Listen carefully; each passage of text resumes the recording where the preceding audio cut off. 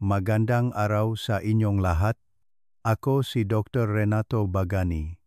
At ngayong araw ay susuriin natin ang paksang natural at ligtas na paraan para bawasan ang pag-ihi sa gabi. Naghahanap ka ba ng natural at ligtas na paraan upang mabawasan ang pag-ihi sa gabi? Kung ang sagot mo ay oo, ang video na ito ay para sa iyo. Sa susunod na ilang minuto, ibubunya ko kung paano ang isang simpleng halamang gamot na pamilyar na sa mga kusina sa Pilipinas ay maaring maging parang isang banayad na gamot na tumutulong sa iyo na makatulog ng buong madama ng walang abala. Manatili ka hanggang sa dulo dahil ang matutuklasan mo rito ay maaring tahimik na magpabago sa iyong mga gabi, iyong mga umaga, at ang buong kalidad ng iyong buhay. Maraming matatanda ang tahimik na tumatanggap ng pagising ng 2 o 3 beses bawat gabi bilang normal na bahagi ng pagtanda. Ngunit ang totoo, hindi mo kailangang mamuhay ng may ganitong problema. Sa tuwing napuputol ang iyong tulog, nawawala ang malalim na pahinga na kailangan ng iyong katawan upang ayusin ang memorya, palakasin ang puso, at panatilihing matatag ang iyong balanse.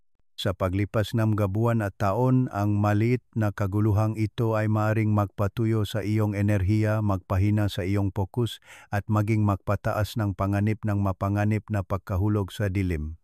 Ang iyong katawan ay nararapat sa mahinahong gabi at umagang puno ng liwanag, hindi isang siklo ng patuloy na pagkapagod. Ipapakita ko sa iyo kung paano ang panguyangang isang maliit na halamang gamot sa loob lamang ng 60 segundo bago matulog ay maaaring magpakalma sa iyong pantog, magparelax sa iyong sistema, at ibalik sa iyo ang uri ng mapayapang tulog na inakala mong nawala na magpakailanman. Bago tayo magsimula, gusto kong marinig mula sa iyo. Saan mo pinapanood ang video na ito at anong oras na ngayon sa iyong lugar? Ibahagi ang iyong saloobin sa mga komento sa ibaba. At kung sa tingin mo ay kapaki-pakinabang ang video na ito, mangyaring i-like at mag-subscribe upang hindi mo makaligtaan ang iba pang banayad na tip na idinisenyo lalo na para sa mga nakatatanda tulad mo. Bakit dumarami ang pag-ihi sa gabi paglampas ng edad 60? Habang tayo ay tumatanda, unti-unting binabawasan ng ating katawan ang dami ng hormona na tinatawag na vasopressin na karaniwang nagsasabi sa mabato na magpahinga sa gabi. Kung walang sapat na vasopressin, patuloy na nagsasalang ang likido ang mga bato sa halos parehong bilis tulad ng ginagawa nila sa araw. Nangangahulugan ito na mas maraming ihi ang nabubuo pagkatapos ng oras ng pagtulog at napupuno ang pantok kahit na sinusubukan ng katawan na makatulog ng malalim. Maraming matatanda sa Pilipinas ang tahimik na napapansin ang pagbabagong ito ngunit bihirang ikinokonekta ito sa mga hormone. Inaakala na ito ay simpleng edad lamang. Kasabay nito, ang pantok mismo ay nagiging mas sensitibo at hindi gaanong kayang humawa ng malalaking dami. Sa mas bata pang edad, ang pantok ay maring mag-imba ng halos 2 tasa ng likido bago magsenyas ng pagkaapurahan. Paglampas ng 60, ang senyales na iyon ay maaring dumating kapag kalahati lamang ng 1 tasa ang nakolekta na lumiliha ng patuloy na pagising. Hindi ito nangangahulugan na nabibigo ang pantok kundi ang mga nerbiyos nito ay mas alerto at hindi gaanong mapagpatawad. Para sa isang matandang tao sa Cebu o Maynila, ang maliit na pagbabagong ito ay maring maging sanhi ng gabing may patuloy na pagkaantala. Ang makahihinatnan ay umaabot lampas sa pagtulog mismo. Ang bawat pagising ay nagbabawas sa dami ng malalim na pahinga na nagpapanumbalik ng memorya at balanse. Sa paglipas ng panahon, maari nitong iwanan ang isang matanda na nakakaramdam ng pagkalito sa umaga, nahihirapan alalahanin ang mga pangalan o nawawalan ang fokus habang naglalakad. Ang panganib ng pagkahulog habang papunta sa banyo ay tahimik na lumalaki, lalo na sa madilim na pasilyo o malamig na gabi. Gayunpaman, may pag-asa. Sa pamamagitan ngang paunawa sa mga natural na pagbabagong ito, ang nga nakatatanda ay maaring mag-adjust ngang maugali, protektahan ang kanilang pagtulok at muling makakuha ng pakiramdam na maliwanag at malakas. Fenugreek seeds, ang nakatagong halamang gamot. Kapag pinausapan natin ang mga natural na remedyo na nagtagal sa pagsubok ng panahon, ilan ang kasing tahimik na malakas tula ng fenugreek seeds na kilala rin bilang meti. Ang maliliit na gintong buto na ito ay nakmula sa libu-libong taon sa mga lupa nga Pilipinas kung saan pinahahalagahan ang maito, hindi lamang bilang isang pampalasa kundi bilang isang pinagkakatiwalaang bahagieng tradisyonal na pagpapagaling. Sa hindi mabilang na kusina sa Bicol, ang fenugreek ay dahan-dahang niroroast upang magdagdag ngang lasa sa mga ulam. Sa paglipas ng panahon, ang balita tungkol sa hama na buto na ito ay naglakbay ng malayo sa Pilipinas na nakarating sa mga tahanan kung saan muling natutuklasan ang man-natural na remedyo. Para sa maraming nakatatanda na nakakaramdam ngang kawalan ng pag-asa laban sa hindi mapakali na mga gabi at patuloy na pagpunta sa banyo, ang pag-alam na ang isang bagay na karaniwan ay maaring magdala ng ginhawa ay nakakagulat at nakakapagapakalma. Ang lakas ng fenugreek ay nakasalalay sa kung ano ang dala nito sa loob.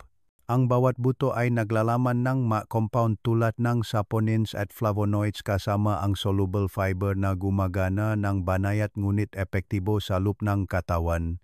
Ang saponins ay kilala sa kanilang kakayahang bawasan ang pamamaga at pakalmahin ang mga sensitibong tissue na maaring maging dahilan upang hindi gaanong reaktibo ang pantok sa gabi. Ang flavonoids ay gumaganang bilang antioxidants na nagpoprotekta sa mga tumatandang selula mula sa stress at tumutulong sa sistema ngang nerbiyos na manatiling matatag habang sinusubukan ngang katawan na magpahinga. Samantala, ang soluble fiber ay sumusuporta sa pagtunaw at nagbabalansa sa asukal sa dugo na pumipigil sa magabanayat na pagtaas at pagbaba na maaring magpagising sa katawan bago sumikat ang araw. Ngunit higit pa sa agam, ang fenugreek ay nagtataglay din nga isang kuwento ngang koneksyon sa kultura.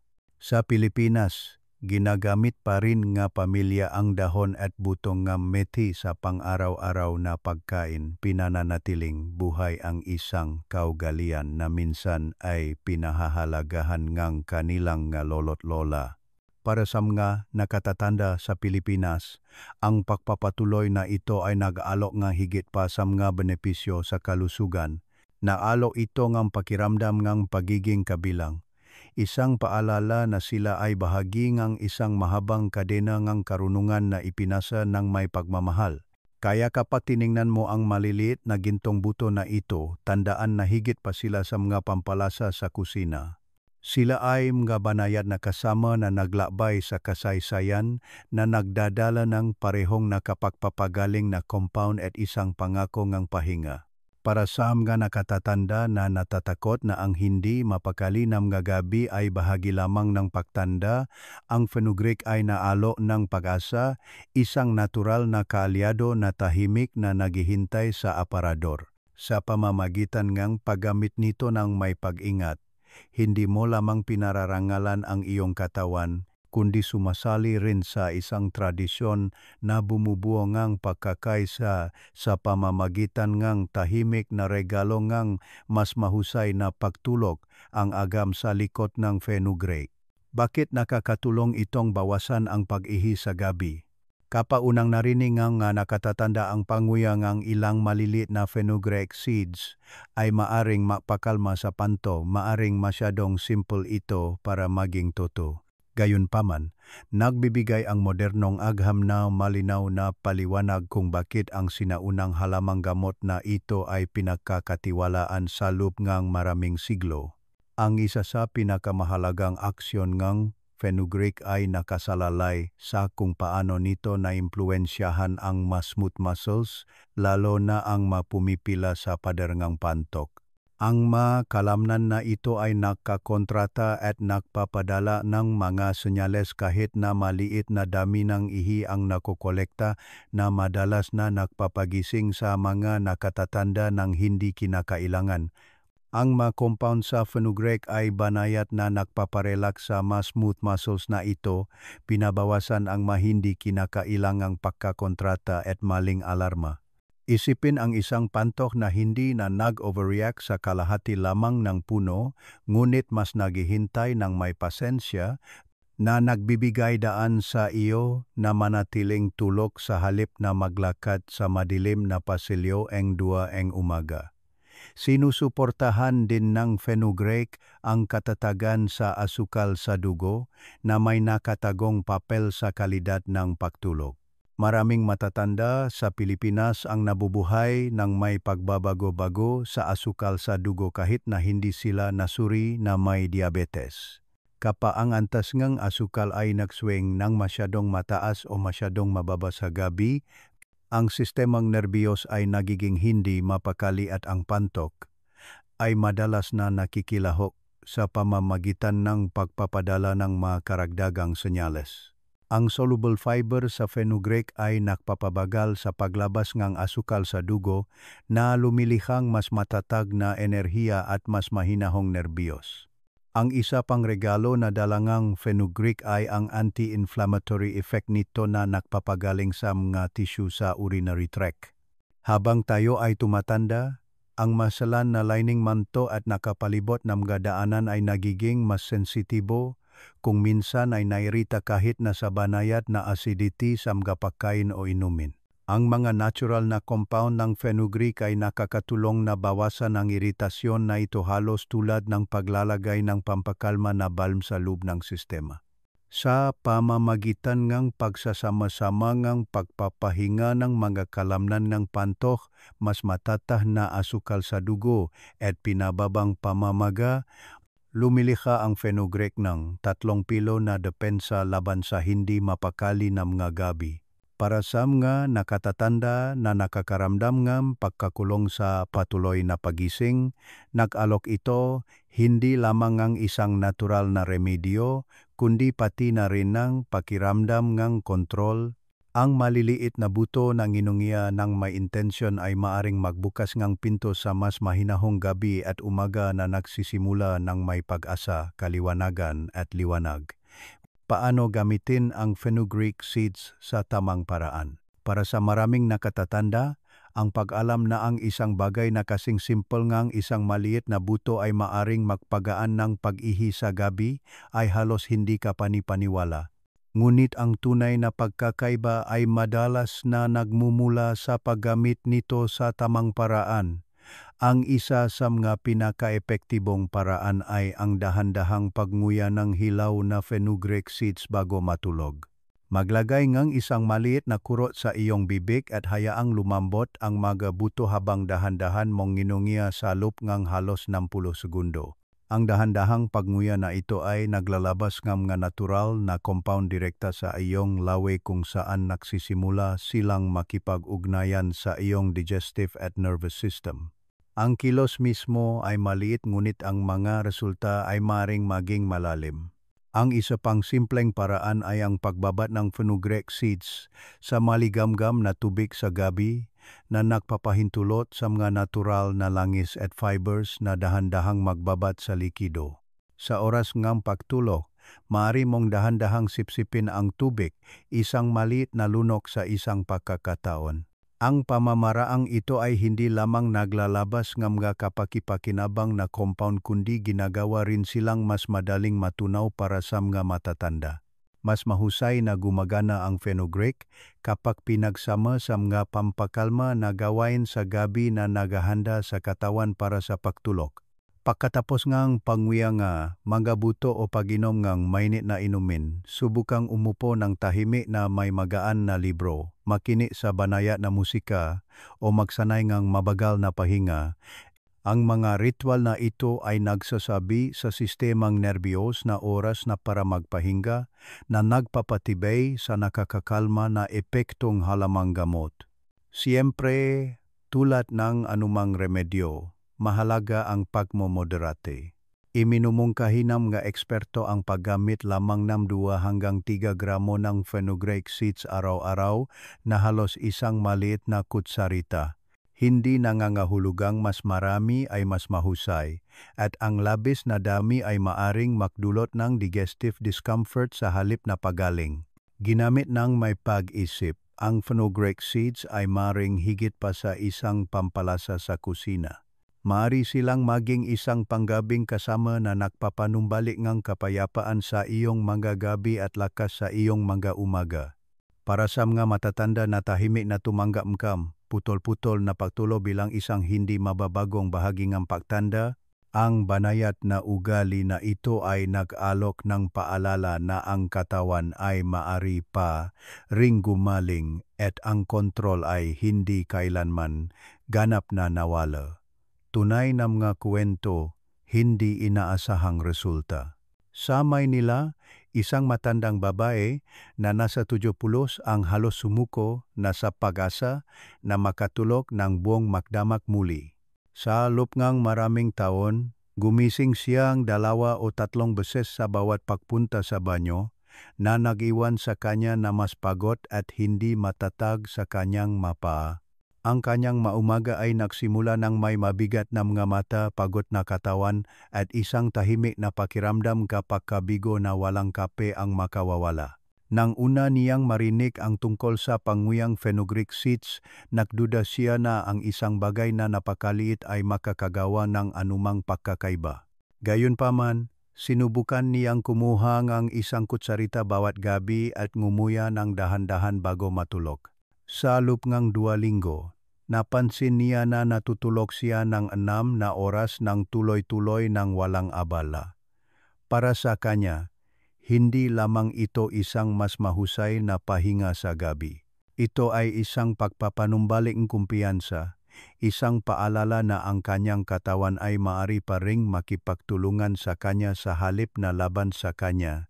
Libu-libong milya ang layo sa Davao, isang matandang Ginoo ang nahaharap sa katulad na labanan sa putol-putol na gabi. Ang kanyang ugali na gumising ng 3 beses bawat gabi ay naging napakarutina na inayos niya ang kanyang pasilyo na may mga nightlight at sinelas na laging handa. Ang patuloy na pagkaantala ay nag-iwan sa kanya na mahina sa araw, madalas na masyadong pagod upang tangkilikin ang oras kasama ang kanyang nga apo. Nang simulan niyang ibabat ang fenugreek seeds sa maligamgam na tubig at sipsipin ang inumin ng dahan-dahan bago matulog, ang nga resulta ay nagulat sa kanya. Pagkatapos ng ilang linggo, napansin niya na minsan na lamang siyang gumising.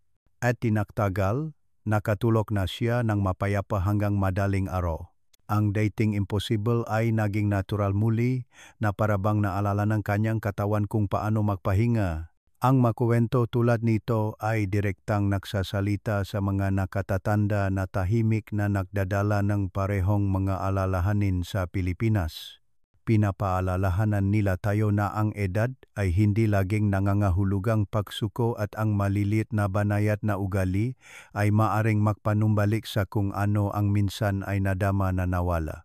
Kung ang fenugreek ay nakapagbalik ng mahinahong gabi para sa isang babae sa Maynila at isang lalaki sa Davao, marahil ay makakatulong din ito sa iyo. Minsan ang pag-asa ay matatagpuan hindi sa komplikadong paggamot kundi sa simpleng buto na matagal nang nahihintay sa iyong kusina. Mga karaniwang pagkakamali na nagbabawas sa kapangyarihan ng fenugreek. Ang isa sa mga pinakasimpleng pagkakamali na ginagawa ng maraming nakatatanda ay ang pag-inom ng isang malaking basong tubig kaagad pagkatapos ng pagnguya ng fenugreek seeds. Habang ang mga buto ay maaring magpakalma sa panto at magpagaan sa nervous system, ang pagbaha sa katawan ng likido sa gabi ay nagpapawalang bisa sa kanilang benepisyo. Ang isang mas mahusay na diskarte ay ang sipsipin lamang ng ilang kutsarita ng maligamgam na tubig na nagpapahintulot sa mga compound na maabsorb ng banayad nang hindi pinipilit ang pantok na mapuno ng masyadong mabilis. Ang maliit na pagbabagong ito ay maaaring gumawa ng pagkakaiba sa pagitan ng malalim na pagpapahinga at muling pagising ng duwangang umaga. Ang isa pang ugali na nakakasagabal sa epekto ng fenugreek ay ang pagsasama nito sa mga pagkain na lubhang acidic, maanghang o sobrang maalat. Maraming matatanda sa Pilipinas ang nag-enjoy sa mga maanghang na pagkain o maasim na sarsa sa gabi.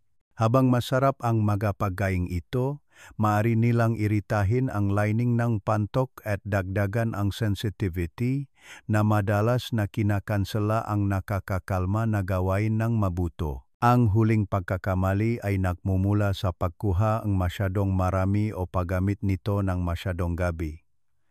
Ang ilang nakatatanda ay naniniwala na kung ang isang kutsarita ay mabuti, kung gayon ang isang kutsara ay mas mabuti. Sa katotohanan, ang labis na dami ay maaring mag-irita sa pagtunaw at maging sanhing discomfort na nag-iwan sa katawan na mas hindi mapakali sa halip na kalmado.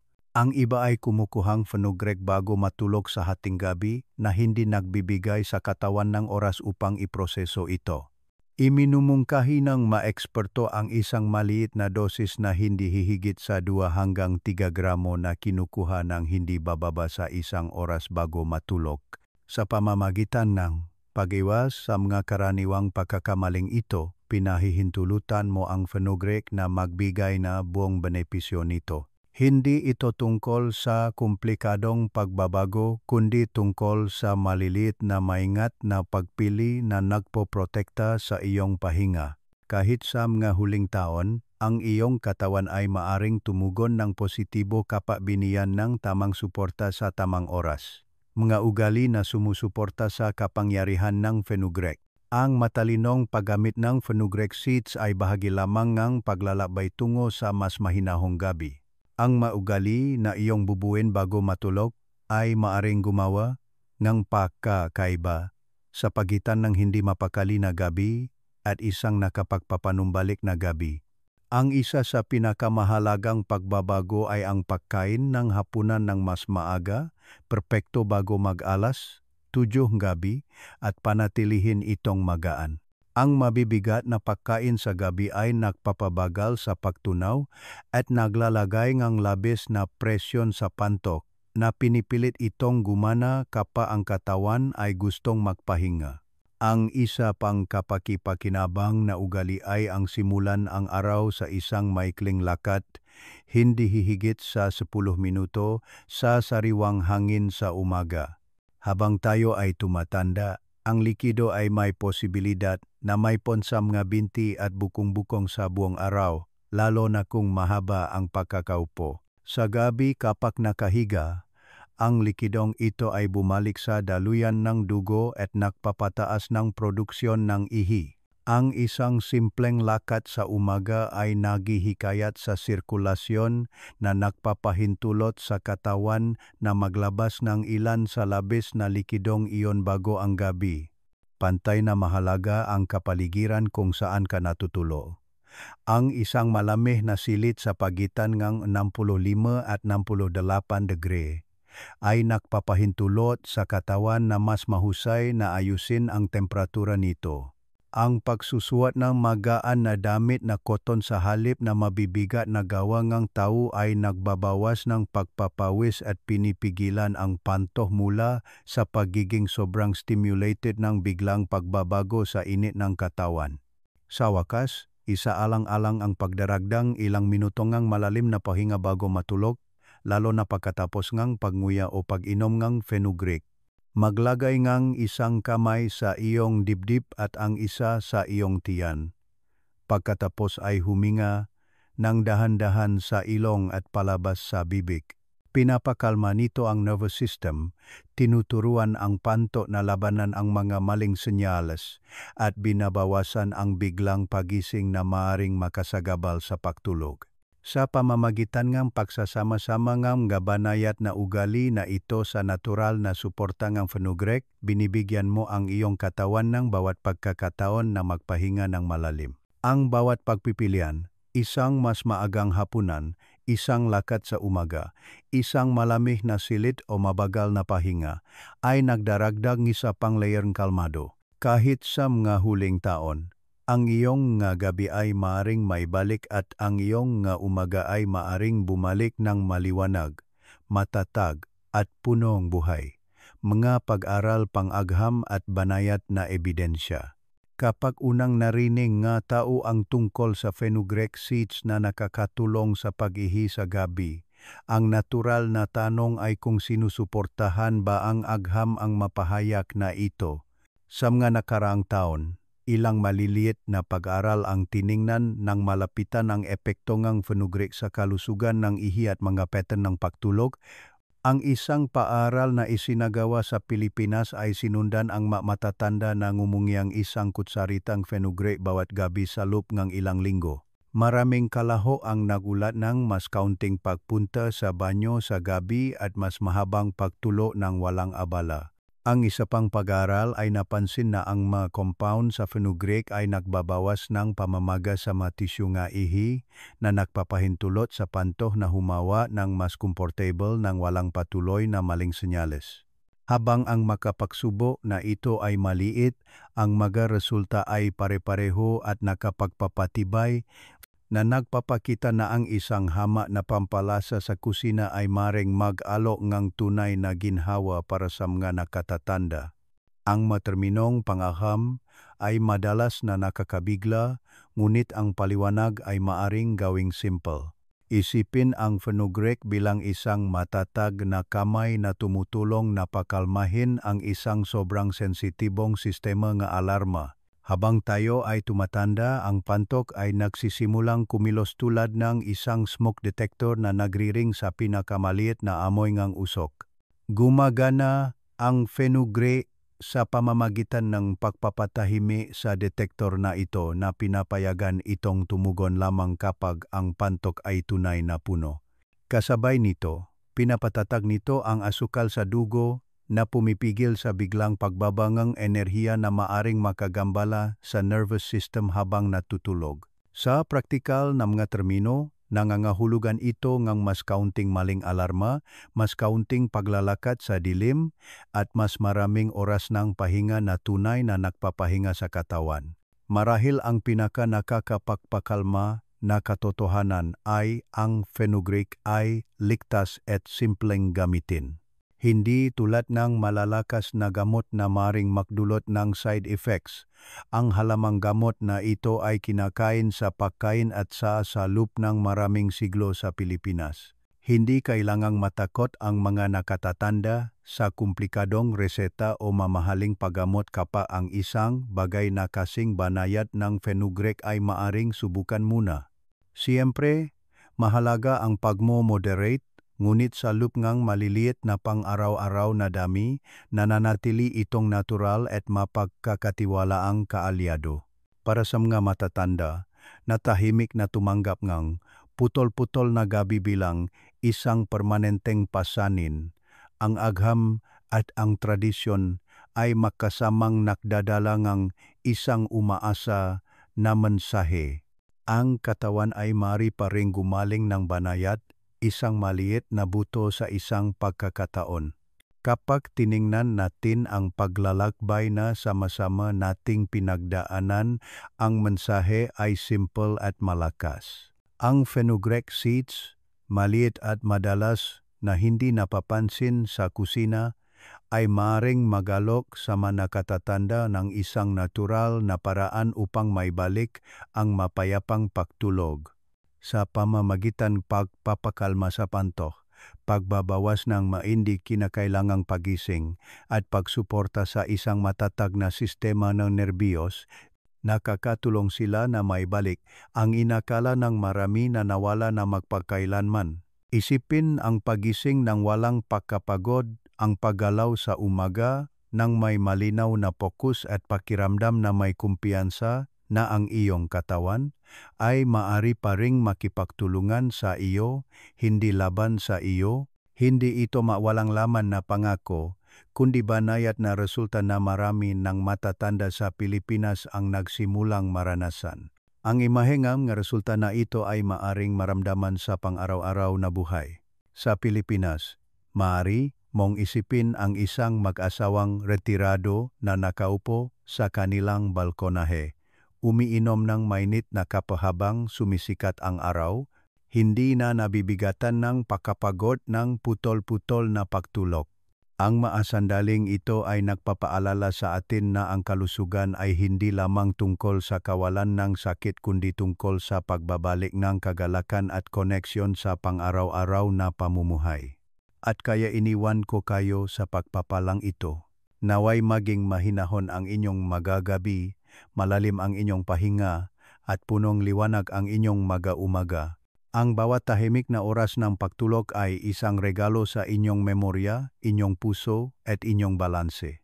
Ang bawat mapayapang madaling araw ay isang paalala na ang pagtanda ay hindi nangangahulugang pagsuko, kundi pag-aakma, pasensya, at ang karunungan upang alagaan ang inyong sarili ng may kabaitan. Kumapit sa pag-asa na kahit ang maliliit na pagbabago ay maaaring gumawa ng malaking pagkakaiba. Bago tayo magtapos, gusto kong marinig mula sa inyo. Mangyaring ibahagi ang inyong karanasan sa mga komento kung nasubukan ninyo na ang fenugreek o kung ang mensaheng ito ay nakaanti sa inyo sa anumang paraan. Huwag kalimutang mag-subscribe at i-click ang kampana upang hindi ninyo makaligtaan ang isang bagong video na idinisenyo para sa inyong kalusugan. At kung may kilala kayong kaibigan, kapitbahay o miyembro ng pamilya na nahihirapan din sa pagising sa gabi, ibahagi sa kanila ang video na ito. Maaari ninyo silang bigyan hindi lamang ng payo, kundi ng regalo ng mas maliwanag na umaga at mas mahinahon na gabi.